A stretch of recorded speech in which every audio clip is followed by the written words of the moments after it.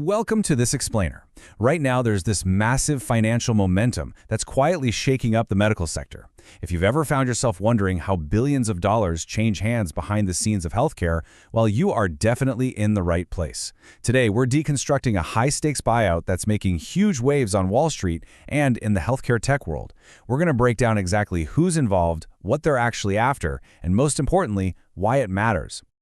Okay, let's dive into this. In talks to buy. In the corporate world, those four words carry an immense amount of weight and, frankly, urgency. We're not talking about a casual partnership or a friendly little collaboration here. No, this means lawyers are in the room, non-disclosure agreements have been signed, and some very large checks are being written out. This exact terminology signals a breaking, fundamental shift in ownership and strategy. So our source material today comes from this breaking headline in the Economic Times. Warburg, Bain, CVC among PE firms in talks to buy into Agappe Diagnostics.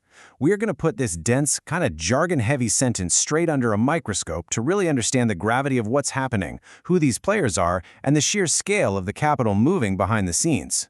Section 1. Meet the heavyweights. Who is moving the money? I want you to imagine stepping into an ultra-exclusive auction house. But the items up for bid aren't, paintings or vintage sports cars. They're entire, highly profitable corporations. Now, we all know how private equity, or PE, operates. These colossal investment funds pool capital to buy and restructure companies. But they don't just sit on them. They act as financial engineers, looking to drive massive industry shifts and maximize efficiency. Understanding this sheer financial muscle is absolutely crucial to understanding our story today. Just look at the contenders: Warburg, Bain, and CVC. In the world of private equity, these guys are absolute titans. When these three are circling the exact same deal at the exact same time, that means serious, astronomical capital is on the line. When they show up to the negotiating table simultaneously, it is because they smell a massive opportunity for growth. So, the question becomes, why these three giants? What pulled these powerful institutions away from other global deals to focus their laser-like attention onto this specific transaction? Section 2. Inside the target.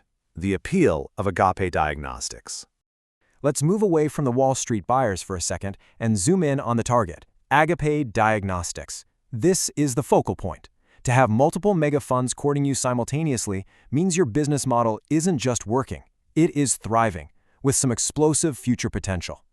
And this brilliantly illustrates the wider appeal. They operate in the medical devices sector. Healthcare technology is an absolute magnet for massive investments, mostly because it's largely immune to your typical economic downturns. I mean, people will always need medical care, right? And as populations age globally, the demand for fast, accurate medical diagnostics only skyrockets. It's an industry built on innovation but grounded in absolute necessity. That combination of stability and high growth potential is incredibly enticing. Notice the alignment here when we map this out. You've got Warburg's capital flowing straight into the medical devices sector. Bain is targeting healthcare innovation, and CVC wants to capture this high-growth market. This is literally a direct pipeline from global finance into the very tools and technologies used to diagnose and treat patients. Section 3. The healthcare money trail. Why this matters to you. So the crucial point is this. It's super easy to look at corporate buyouts as something that only affects stockbrokers and CEOs. But we are actually watching a collision of two very different worlds. On one hand, you have the aggressive drive for financial returns, streamlining operations, and restructuring for profitability. On the other hand, the focus is on patient diagnostics, accuracy, health outcomes, and the actual cost of care. The drive for aggressive financial growth is intersecting directly with the life-saving nature of medical technology. Which ultimately leaves us with a highly provocative question to ponder.